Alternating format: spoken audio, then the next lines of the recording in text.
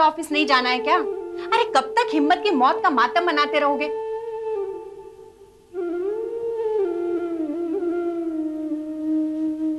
मैंने कुछ पूछा?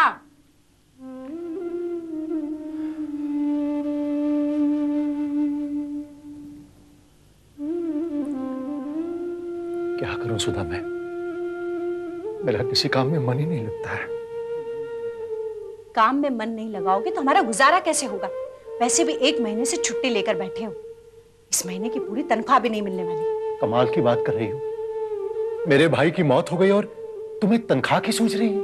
किसी के मर जाने से दुनिया तो नहीं रुक जाती ना, हमें भी तो अपने बारे में सोचना पड़ेगा।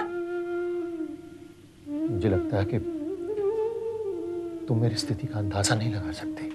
मुझे आज ऐसा लग रहा है जैसे बिल्कुल अकेला पड़ गया हूं। हिम्मत की मौत का सदमा मुझे हर पल सताता रहता है। यही तो मैं भी पूछ रही हूँ कि कितने दिन तक रोते रहोगे और मरने के बाद भी... सुधा, तुम क्या हुआ? हाँ? क्या गलत कह रही हूँ मैं? तुम... नमस्ते।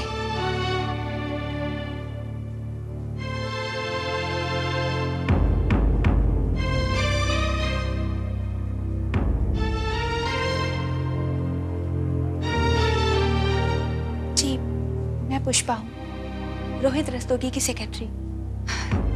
आप लोगों को शायद मालूम नहीं, हिम्मत जी से मेरा अपनेपन का नाता था। अब तो वो सब रिश्ते नाते तोड़ के हम सबको छोड़ के चला गया वो पुष्पा जी। मैं अपने इन हाथों से नासिक में गोदावरी में उसकी अस्थियां विसर्जित करके आया हूं। एक बड़े भाई का जो धर्म है वो तो आपको निभाना ही होगा। आप लोगों की तकलीफ को मैं अच्छी तरह समझ सकती हूँ। एक सच्चे ईमानदार आदमी के साथ ऐसी अनहोनी हो जाएगी, कभी किसी ने सोचा भी नहीं था। हिम्मत जी की मौत का अफसोस हमारी कंपनी के हर कर्मचारी को बहुत है। पुष्पा जी, तो हिम्मत की यादें ही बची हैं और उसकी यादों के सहारे सबको जीना पड़ेगा। फिर रोने लगे। हिम्मत की याद में दिन रात रोते रहते हैं। ना खुद के खाने की सुध है, ना पीने की। हमने उसे बच्चे की तरह पाला था, पाल पोस कर इतना बड़ा किया था। और जानती हूँ मैं, कई बार हिम्मत जी के मुंह से आप लोगों के बारे में सुना था। हिम्मत जी मुझसे अपना हर सुख दुख बताते थे। उसके दिल में किसी के लिए कोई वैर भाव नहीं था पुष्पा जी। जब आपकी कंपनी में उसे मजदूर की नौकरी मिली तो मैंने उसे मना किया कि तू ये मजदूर की नौकरी क्यों करता है, मैं तेरे लिए कोई दूसरी नौकरी ढूंढ देता हूं। लेकिन वो बोला, भैया काम कोई भी छोटा बड़ा नहीं होता, बस हर काम को ईमानदारी से करना चाहिए। हिम्मत जी के काम की ईमानदारी को हम लोगों से बेहतर भला कौन जान सकता है। कभी किसी से कोई लड़ाई झगड़ा नहीं, सिर्फ अपने काम से मतलब। और मैंने तो कई बार अपनी आंखों से देखा है, किसी भी बूढ़े मजदूर को काम करते देखते तो तुरंत दौड़ पड़ते। सभी के लिए उनके दिल में बहुत हमदर्दी थी और ये लोग तो इस बात के गवाह हैं। और आज ये सभी लोग आपको दुआएं देने आए हैं। मुझे किस बात की दुआ पुष्पा जी? आज रस्तोगी सर ने हिम्मत जी के नाम पर हिम्मत मजदूर सहायता कोष का गठन किया है और इस कोष में उन्होंने 25 लाख रुपए डाले हैं। 25 लाख रुपए? किस लिए? इन मजदूरों के कल्याण के लिए। हिम्मत जी के नाम पर जब कभी किसी मजदूर को आर्थिक सहायता की जरूरत होगी, इस कोष से उसकी मदद की जाएगी। पुष्पा जी, रस्तोगी जी ने यह सचमुच बहुत अच्छा काम किया है। ये सब कुछ आपकी वजह से संभव हुआ है। उस दिन आपने रस्तोगी सर के 2.5 लाख रुपए लौटाकर कहा था कि इसे कंपनी के मजदूरों के फंड में डाल दीजिए। हाँ पुष्पा जी, मैं क्या करता उन रुपयों को? अगर वो रुपए किसी जरूरतमंद और लाचार मजदूर भाई के काम में आ जाते हैं तो मेरे भाई के लिए इससे बड़ी श्रद्धांजलि और कोई नहीं होगी। रस्तोगी सर ने यही किया। उन 2.5 लाख रुपए में 22.5 लाख रुपए और मिलाकर ये कोष बनाया। हिम्मत जी के नाम पर बनाया गया ये कोष मजदूरों के हित के लिए है और इस तरह हिम्मत जी हमेशा इन मजदूरों के दिल में रहेंगे। और आज ये सभी लोग यहाँ पर इसीलिए मेरे साथ आए हुए हैं। देखिए, अगर आप सबकी दुआएं साथ हैं तो मुझे पूरा विश्वास है कि मेरे भाई हिम्मत की आत्मा को शांति जरूर मिलेगी। अच्छा, तो अब हम लोग चलते हैं। आप लोगों को कभी किसी भी चीज की जरूरत हो तो संकोच मत करिएगा, एक बार कहिएगा जरूर।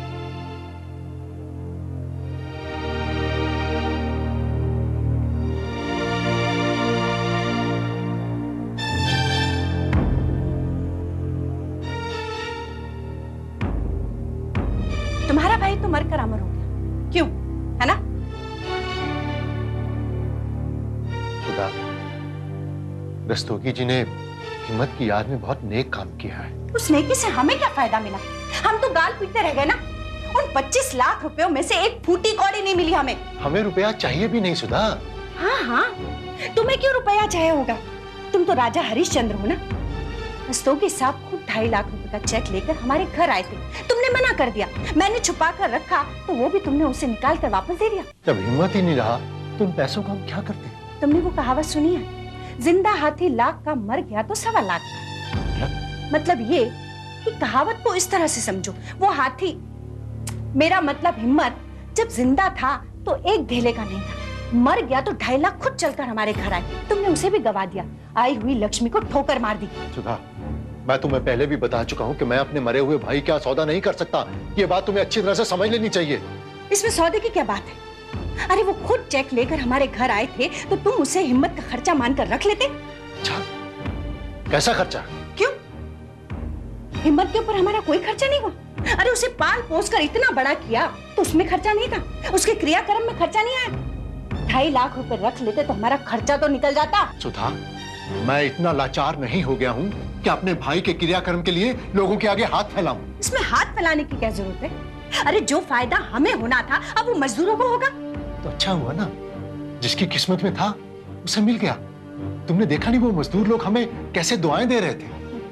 दुआओं से किसी का पेट नहीं भरता, तुम्हें पता नहीं कब अकल आएगी। बस करो सुधा, इतनी तंग दिल मत बनो कि पैसे के आगे तुम्हें कुछ दिखाई ना दे।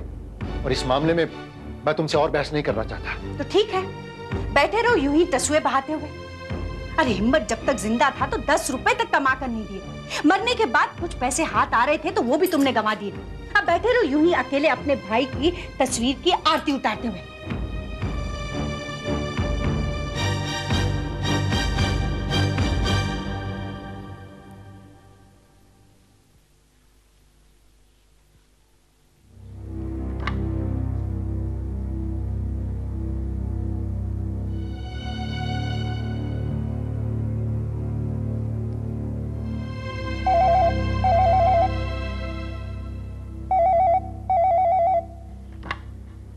हेलो।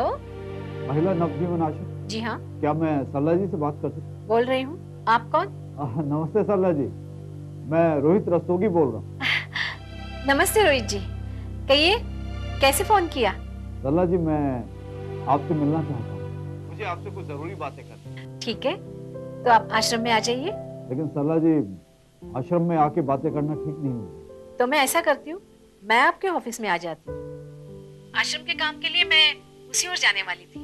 मैं अपना काम खत्म करके आपके ऑफिस में आ जाती हूँ। थैंक यू सरला जी, मेरे ख्याल से ये ठीक रहेगा। आप यहाँ आ जाइए और हम इत्मीनान से बैठकर बातें कर लें। मैं आपका इंतजार करूँगा। नमस्ते सरला। नमस्ते।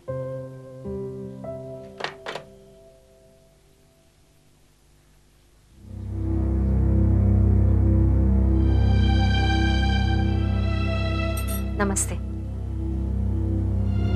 नमस्ते सरला। आइए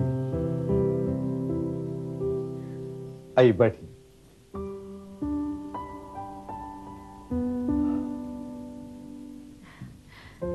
कहिए, अचानक मुझे कैसे याद किया?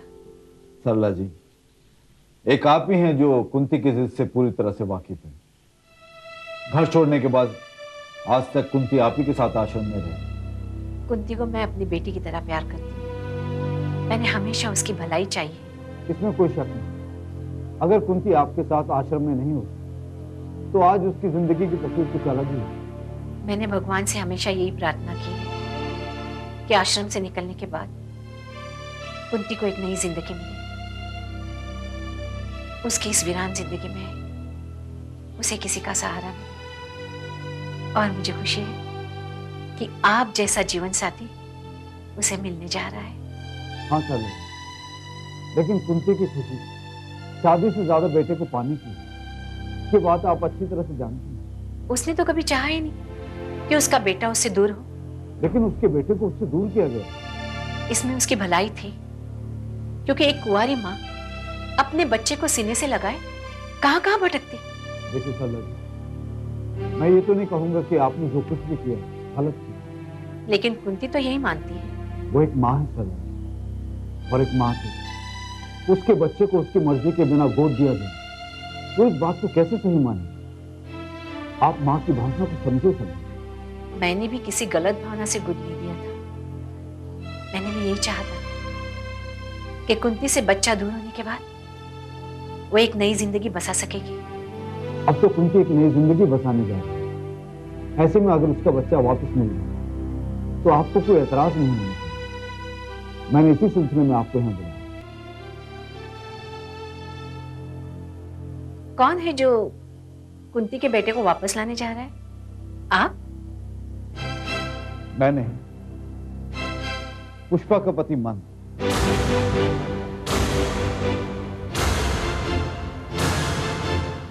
वो स्वीडन जा रहा है, उसके बेटे करण को वापस लाना चाहता है।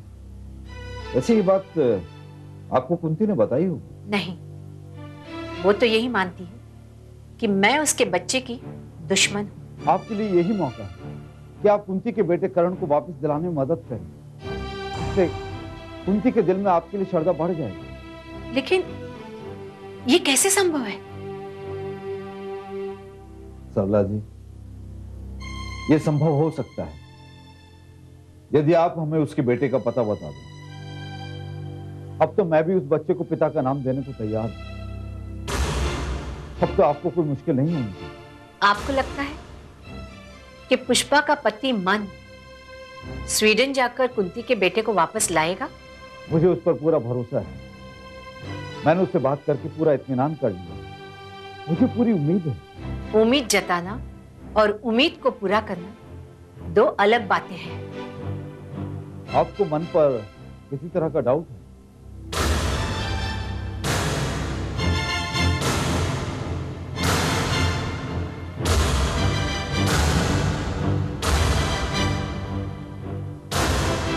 नहीं नहीं, मुझे डाउट नहीं है, लेकिन क्या सरला जी? कुंती की तकलीफों को जानने के बाद मन ने ये नेक काम करने का फैसला किया। ये काम तभी पूरा हो सकता है जब आप हमें बच्चे का पता बता दें।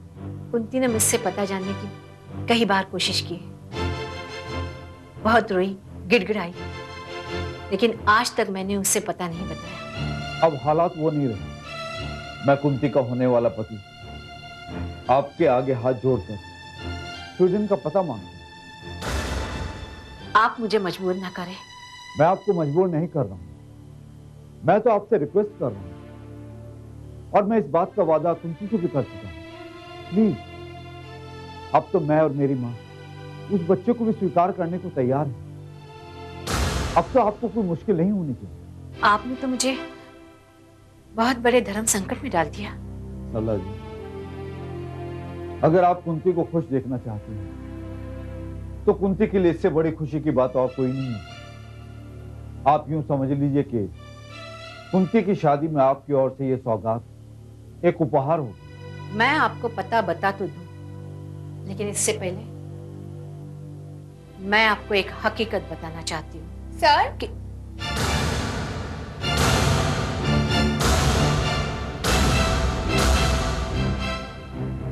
सर, ये फाइल। अरे सरला जी, आप? नमस्ते। नमस्ते। पुष्पा, एक मिनट रुक जाओ। हाँ तो सरला जी, आप क्या हकीकत बताने वाले? मैं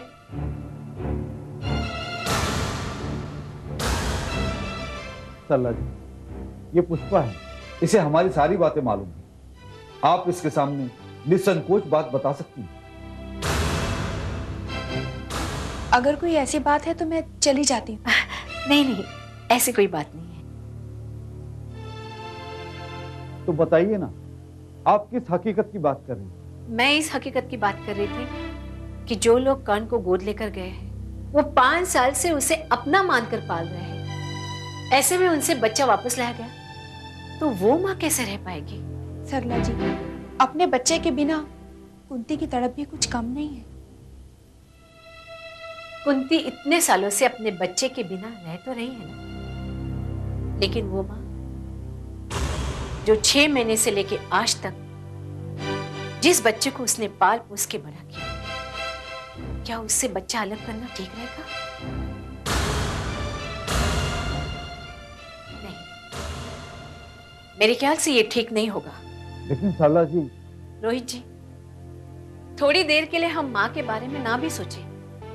ऐसे में अगर उस बच्चे से कहा जाए कि वो उसके माँ बाप नहीं है तो उस मासूम के दिल पर क्या गुजरेगी? क्या उस बच्चे के साथ ये नाइंसाफी नहीं होगी? जरा सोचिए। बात तो आप सही कह रहे हैं। पता बता देने में मुझे कोई एतराज नहीं। कुंती की खुशी के खातिर मैं ये भी कर सकती हूँ, लेकिन उसके बाद जो नतीजा होगा उसके बारे में भी तो हमें सोचना चाहिए।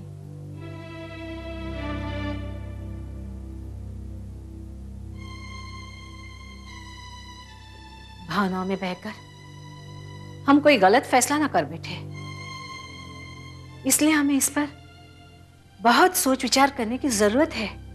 रोहित जी,